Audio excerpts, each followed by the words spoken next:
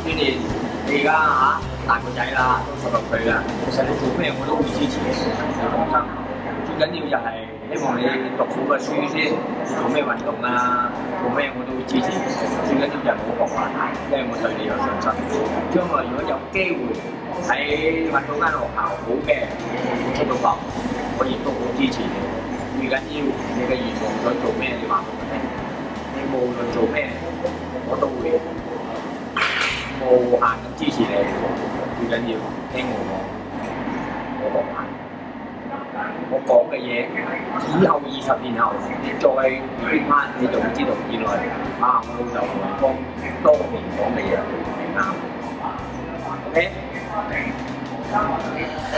到咗呢，今次49歲，仲係細，但係你就好硬頸啊！成日同哥嘈交，唔好成日嘈啦。哥哥，你係咁㗎啦，啱啊！做細嘅點頭走算啦，搞到爸爸成日唔開心。其實我兩個都好錫你哋嘅，見乖㗎啦，好唔好？各位，I love you，Jackie，I love you。